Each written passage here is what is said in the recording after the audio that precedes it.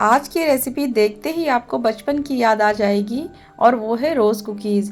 रोज़ cookies देखने में जितनी सुंदर लगती है ना, उतनी ही क्रिस्पी और क्रंची बनती है। इसे हम हर फेस्टिवल में, हर ओकेज़न में बनाते ही बनाते हैं। तो चलिए फिर बिना देर किए रेसिपी को शुरू करते हैं। तो इसे बनाने के लिए मैंने यहाँ पर ले लिया है आधा कप चावल, जिसे मैंने रात भर भिगो करके रख दिया था। आप चाहे तो इसे 4-5 घंटे के लिए भिगो करके भी रख सकते हैं। इसके बाद मैंने एक छोटे वाले मिक्सर जार में पानी को निकाल करके इसमें डाल दिया है चावलों को। और इसके बाद हम इसमें डालेंगे 3 इलायची। इससे इसका फ्लेवर बहुत ही बढ़िया हो जाता है। अगर आप इलायची ना डालें तो यहाँ पर पाउडर का भी इस्तेमाल कर सकते हैं। साथ ही मैंने यहाँ पर डाल दिया 2 टेबल स्पून पानी। और इसके बाद हम इसका एक फ़ाइन पेस्ट बना लेंगे। देखिए कुछ इस तरीके से एकदम फ़ाइन पेस्ट बन जाना चाहिए। एक बार आप इसे हाथों से इस तरीके से चेक जरूर कर लीजिएगा। तो चलिए हमारा पेस्ट बन गया है। अब हम इसे एक बड़े बॉल में ट्रांसफ़र कर लेंगे। और थोड़ा सा पेस्ट हमारा जार में लगा हुआ था, तो मैंने यहाँ पर 1 टेबल स्पून के करीब पानी डाल करके उसे भी अच्छे से निकाल लिया है। अब हम यहाँ पर डालेंगे 1.5 कप मैदा। यहाँ पर मैंने 1.5 कप मैदा का इस्तेमाल किया है। साथ में हम यहाँ पर ले लेंगे 1 कप चीनी। चीनी यहाँ पर अपने अकॉर्डिंग थोड़ा कम कर सकते हैं, लेकिन थोड़ी ये मीठी होती है ना, तो काफ़ी अच्छी लगती है। तो इसलिए मैंने यहाँ पर 1 कप डाला है। अगर आपको थोड़ा मीठा कम पसंद हो तो आप थोड़ा कम कर सकते हैं। इसके बाद मैंने यहाँ पर ले लिया है 1 कप पानी। और इसके बाद मैं थोड़ा थोड़ा करके इस तरीके से इसे मिक्स करूँगी। पानी को एक साथ मत डालिएगा, पहले इस तरीके से अच्छे से आप मिक्स कर लीजिएगा। मैदे में बिल्कुल लम्स नहीं होने चाहिए, इसलिए धीरे धीरे करके आप इसी तरह से मिक्स कीजिए। और जैसे जैसे ज़रूरत पड़े आप उसी हिसाब से पानी इसमें ऐड करते चली जाइए। तो मैंने यहाँ पर धीरे धीरे देखिए सारे अच्छे से मिक्स कर लिया है। और यहाँ पर मुझे पूरा 1 कप पानी लगा इस घोल को बनाने के लिए। और इस तरीके का फ्लोइंग कंसिस्टेंसी होना चाहिए, तभी हमारा ये कुकीज़ अच्छा बनता है। और देखिए हमारा यहाँ पर पानी 1 कप का इस्तेमाल हुआ है। और इसके बाद हम यहाँ पर ले लेंगे इस तरीके का सांचा। ये मार्केट में आपको ईजिली अवेलेबल हो जाएगा, और नहीं तो आप इसे ऑनलाइन भी परचेज कर सकते हैं। इधर मैंने पैन में तेल गरम करने के लिए पहले से रख दिया था। अब हम सांचे को इसमें डिप करेंगे। और जब सांचे को डिप करने के बाद इस तरीके से छोटे छोटे बबल्स निकलने लगे, तो सोचिए कि हमारा सांचा अच्छे से गर्म हो चुका है। और इसके बाद हम घोल में सांचे को डिप करेंगे, लेकिन इसे पूरा डिप मत कीजिएगा, थोड़ा सा खाली ही रहने दीजिएगा। और उसके बाद डायरेक्ट हम इसे तेल में डाल देंगे। थोड़ी देर के बाद देखिएगा किनारे अपने आप से छूटने लगेंगे। 1-2 बार आप शुरू में बनाएंगे ना, तो ये थोड़ा सा आपको फोक से इसे हटाना पड़ेगा। और जैसे जैसे ये पूरी तरीके से ग्रीस हो जाएगा हमारा सांचा, तो ये ईजिली आराम से निकल जाएंगे। तो देखिए मैंने कुछ इस तरीके से फोक से इसके किनारों को इस तरीके से निकाल लिया है।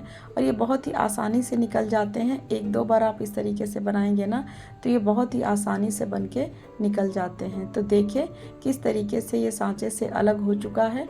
अब हम इसे थोड़ी देर साइड में छोड़ देंगे, और फिर हम सांचे को गर्म करेंगे। यहाँ पर आपको बार बार सांचे को गर्म करके ही घोल में डिप करना है, नहीं तो घोल हमारा सांचे के साथ सटेगा नहीं। तो देखिए यहाँ पर कितना बढ़िया इसका कलर आ गया है। अब हम इसी स्टेज पे इसे निकाल देंगे। अब सेम प्रोसेस से हमें बार बार सांचे को गर्म करना है, घोल में डीप करना है। इसके बाद इसे तेल में डाल करके इसके किनारों को अलग करना है। और उसके बाद हमारा कुकीज़ एक एक करके बनता चला जाएगा। तो ये रेसिपी देखने में जितनी अच्छी लगती है ना, खाने में उतनी ही टेस्टी लगती है। और बनाना तो काफ़ी मज़ेदार है। तो देखिए किस तरीके से मैंने एक एक करके इस तरीके से बनाया है। तो इसी तरीके से आप बनाते चले जाइए, आपकी रोज़ कुकीज़ बहुत ही अच्छे से बनेगी, ना टूटेंगी ना बिखरेंगी, और बहुत ही क्रंची बन करके तैयार होती है।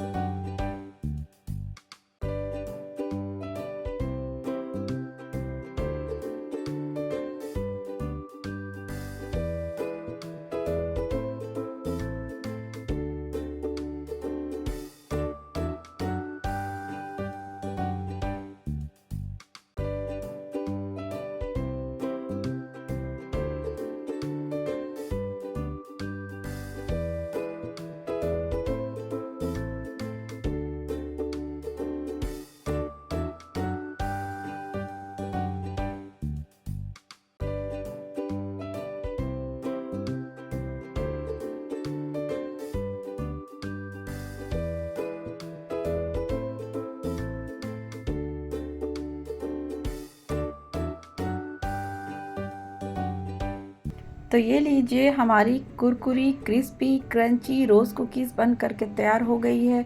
और ये देखने में कितनी अच्छी लग रही है ना, खाने में उतनी ही टेस्टी लगती है और ये बच्चों की तो काफ़ी फेवरेट होती है।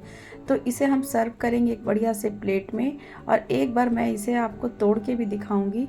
तो देखिए, इसके क्रंचीनेस का अंदाज़ा आपको तोड़ने से ही लग रहा होगा और इसके आवाज़ से आपको पता चल गया होगा कि कितनी कुरकुरी बन करके तैयार हुई थी। तो फ्रेंड्स, आज की ये रेसिपी को आप एक बार ट्राई ज़रूर कीजिएगा, और रेसिपी पसंद आए तो प्लीज़ वीडियो को लाइक और अपने फ्रेंड्स एंड फैमिली को शेयर कर दीजिएगा। और कमेंट करके ये तो ज़रूर बताइएगा कि किसे बचपन की याद आ गई इस रेसिपी को देखने के बाद। और अगर आप मेरे चैनल पर नए हो तो चैनल को सब्सक्राइब करके बेल आइकन को प्रेस ज़रूर कर दीजिएगा। मिलते हैं एक और नई रेसिपी के साथ, तब तक के लिए thanks for watching, take care, bye bye.